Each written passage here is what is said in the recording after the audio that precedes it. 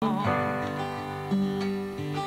you walk the streets in glory, take me with you. When you walk the streets in anger, take me with you. That's Ann Harpin. Wow, she does a great job, and we always enjoy having Ann sing our beginning song of our story here at Needner's Talk Radio. Hi, I'm Jim Needner, along with Sharon Needner, my co-host, and we're glad you're joining us again today on Sunday, and we have so much to talk about.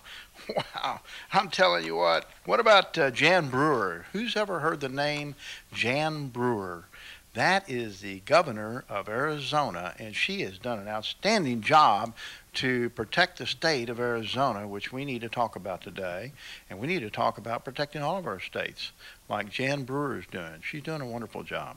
And then Bertha Lewis. How many of you have heard of Bertha Lewis? Wow, CEO of Acorn, who could be 1,000 other names. May not be Acorn anymore. Maybe Corn Acorn. Achy Corn. I mean, who knows? Who knows what title they're going to come out with next? But they are still out there. And we're going to have some wonderful guests and some of our guests. One of our guests has kept up with Acorn, and her name is Bettina Viviano. And Bettina will be joining us shortly, and she is a fireball. A lot of you have followed Bettina with us, and we just think the world of Bettina because she tells it like it is. And we need more of that. We need more of that in America. We need that in our elected officials. We're also going to be having some elected officials that are running for office. They're not quite elected yet, but hopefully they will be. We're going to have Bill Rando, Chad Christian, and also another guest we're going to have is a unique gentleman that wrote the article that we've been posting on Facebook and YouTube and a lot of places about President Obama's resume. Is it bogus? Well, it's interesting to hear what this gentleman said because he's the one that wrote the article. Is it a crime to pump up your resume? Probably not. But is it misrepresentation to the public, the people that you are going to have hire you as President of the United States? I think it's big-time misrepresentation. And then also we've got a letter here that we want, it is a letter, and I want Sharon to read this letter, and she's going to give credit to the gentleman that wrote the letter. And then right after that, we'll bring on some of our guests. We'll have a great conversation today, visiting with you, and hopefully you'll call in. We do have lines open today if you want to call in and vent your frustration. And if not, you just want to listen, we're just glad you joined us because we got so much to talk about. This is your country, and that's what we're fighting for. Each and every one of us in America, truly fighting for it because we have gone astray. And here's my wife, Sharon. She wants to read this article. Is addressed to Miss Nancy Pelosi, and this is written by Dennis Guthrie, and he is with the law firm of Guthrie, Davis, Henderson, Stanton. And on top of his letterhead, he is a Scoutmaster, Boy Scouts of America Board of Directors. He's the Board of Directors for Girl Scouts, and obviously he's a very dedicated patriot. And let's get started. He says, Dear Miss Pelosi, I write to you out of utter disdain. You are as despicable and un-American as the traitor Jane Fonda. I'm a soon-to-be 65-year-old who has voted in every state and local election since 1966. I have voted for both Republicans and Democrats alike. I have worked on campaigns for both Republicans and Democrats, black and white. I served the country that I love in Vietnam, as my son did in the Middle East. I was awarded 2 Bronze Stars, and I have been involved in politics since the age of 6, when my father was a campaign manager of the truly great congressman, his constituents, and his country, and was to be admired, unlike you. You obviously haven't read the Constitution recently, if ever, the Federalist Papers, or even David McCullough's book on John Adams. You ought to take time while riding a luxury executive jet to do just that. You represent socialistic and even Marxist principles that our founding fathers tried to avoid when setting out the capitalist Republican form of government represented by our Constitution.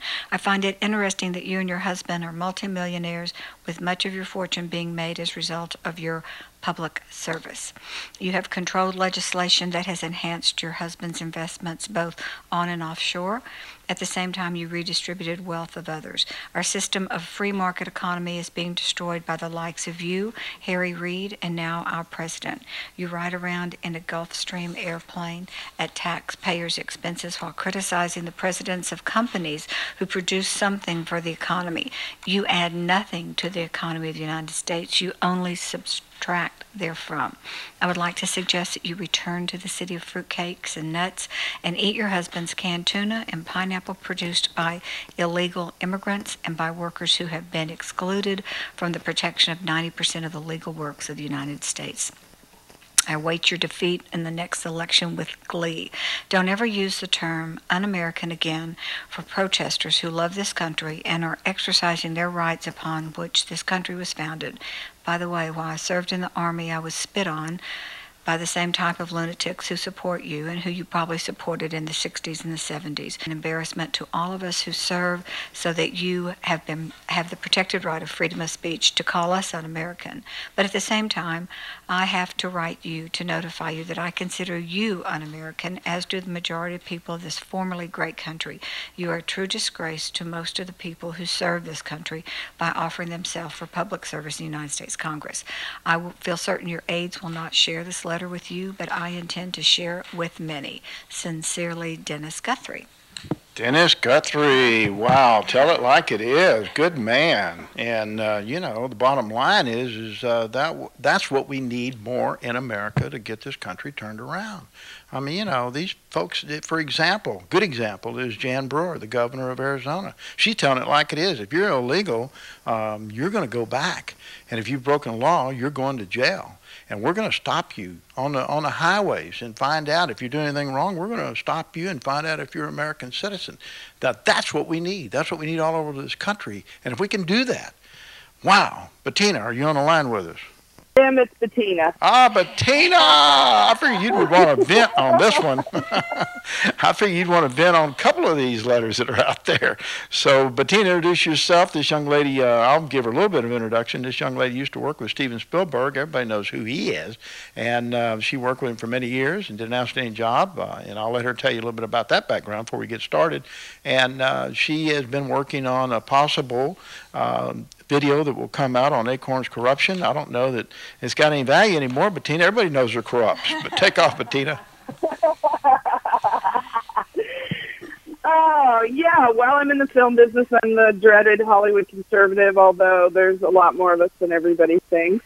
And I really wasn't political at all until 2008 when I was asked to make this documentary about voter fraud in the Democratic primary. And then literally what I saw made me so sick to my stomach, I ran and voted, I registered Republican and voted for McCain. And will never, ever vote for another Democrat again as long as I live until they clean up their party, because I actually think it's not even a party. I think it's a crime machine. And we're documenting it. We hope to have the movie ready by midterms so everybody can see what they're voting for. And here I am. And, yeah, I mean, it just gets, Jim, it gets worse every day. I mean, it's to the point where I don't even sleep. And I just saw the most disturbing email from a friend of mine who was at a Republican dinner in Ohio. And their congressman, I think his name is Bob Latta, L-A-T-T-A, he said that he does not sleep anymore and that he wished he could tell everybody what the agenda of Pelosi, Reid, and Obama is, but it's so bad that everyone in this country should be scared to death, and it's freaking him out, and that the only hope we have is November, and, you know, that this is the most important thing. I mean, this is, to me, the most important thing this country's ever done, is the midterms. So now, you know, you're hearing from a congressman who's sitting there listening to this nonsense all day long saying that he doesn't sleep because what they're doing scares him so much. So it's not good. No, it isn't. Really not good. And you know what would be wonderful if he would come out and tell his story, what he's seeing and feeling and why he can't sleep. And you know, Glenn Beck there for a while, and I've never heard any more about it, Bettina, but there for a while, he was asking these senators to come in and go into this room and nobody would know who they are and what they're saying and vent their frustrations about America and where it's heading. You know, we need more of that, these guys to come forward, because you're absolutely right, Bettina. We've got something to be really frightened about in America. And 2010 is a critical election. And then, of course, 2012 will help turn the corner and wrap it up where we could, if we really get good people like Scott Brown in office that have a philosophy of, you know, taking this country back and doing the right thing stop thinking of themselves. And if we can get into 2012 with this group of people, we could change the whole dynamics of this country. But if we don't, I'm with you. We're in trouble.